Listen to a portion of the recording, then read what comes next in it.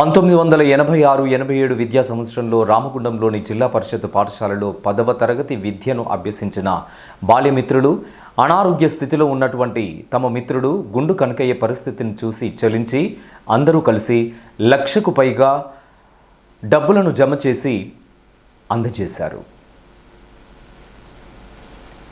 నేరుగా అతని గృహంలో శనివారం కలిసి ధైర్యాన్ని అందించారు. ఆ డబ్బులను అందజేశారు. మిత్రుడు కనకయ్య పరిస్థితిని చూసి మిత్రులందరూ కూడా స్పందించి తగిన సహాయం చేసి చేదోడు వాదోడుగా నిలుస్తామని ధైర్యాన్ని ఇచ్చారు. అనారోగ్యంతో బాధపడుతున్నటువంటి తమ మిత్రుడు అధైర్యపడవద్దని నాటి నేటి మిత్రులందరూ తోడుగా నిలుస్తామని భరోసా ఇచ్చారు. బాల్యమిత్రుల బంధాన్ని మరింతగా దృఢపరిచారు. సమాజంలో బాధ్యతగా వ్యవహరిస్తూ మిత్రులను ఆపదవేళ ఆదుకునే మిత్రులు తోడు ఉండడం ఎంతో గొప్ప వరమన్నారు. నాడు నేడు మిత్రులమే, కష్ట నష్టాలు పంచుకునే దోస్తులమే అని భుజం తట్టి చెప్పడం కళ్ళు చెమ్మగిల్లేలా చేశాయి.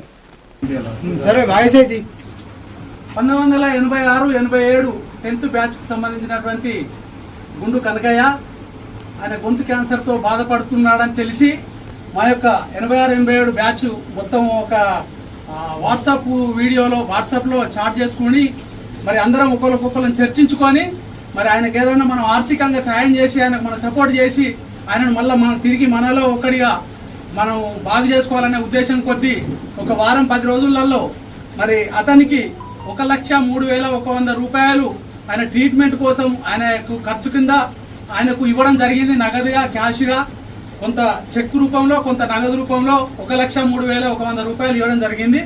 ఇది వాళ్ళ హాస్పిటల్ ట్రీట్మెంట్ ఖర్చుల కోసం, తర్వాత వాళ్ళ కుటుంబ పరిస్థితి అంతంత మాత్రంగా ఉన్నదని చెప్పి మేమందరం భావించుకొని ఈ రోజు కనకయ్య గారింటికి లింగాపూర్ గ్రామానికి విచ్చేసి మన మిత్రులందరూ కూడా 86-87 బ్యాచ్కు సంబంధించినటువంటి మిత్రులందరూ కూడా వచ్చి మరి ఇవాళ వాళ్ళ ఇంట్లో వాళ్ళ భార్య, వాళ్ళ అన్న వాళ్ళ సమక్షంలో ఈ అమౌంట్ ముట్ట చెప్పడం జరిగింది. 1986-87 10వ తరగతి బ్యాచ్ సంబంధించినటువంటి కనకయ్య గారి అనారోగ్యం బాగులేనందువలన తనకు హాస్పిటల్ ఖర్చుల గురించి మన స్నేహితుల ద్వారా అందరము కొంత అమౌంట్ జమ చేసినాము. ఆ అమౌంట్ 1,03,100 రూపాయలు తనకు ఆర్థికంగా బాగలేనందువలన మాతోటి తోచినంత ఆర్థిక సహాయం వారికి అందజేసినాము. ఈరోజు మొత్తం ఇక్కడ ఉన్నటువంటి ఎంతమంది ఉన్నారో బాల్యమిత్రులు వాళ్ళందరూ కలిసి తనకు కలిసి వారి మంచి బాగోలు తెలుసుకొని ఈ యొక్క పారితోషికం ఇవ్వడం జరిగింది.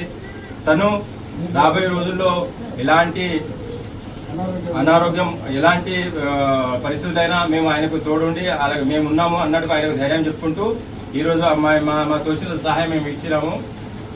ఈ సహాయంలో పాల్గొన్నటువంటి బాల్యమిత్రులందరికీ పేరు పేరున వారికి కృతజ్ఞతలు, ధన్యవాదాలు.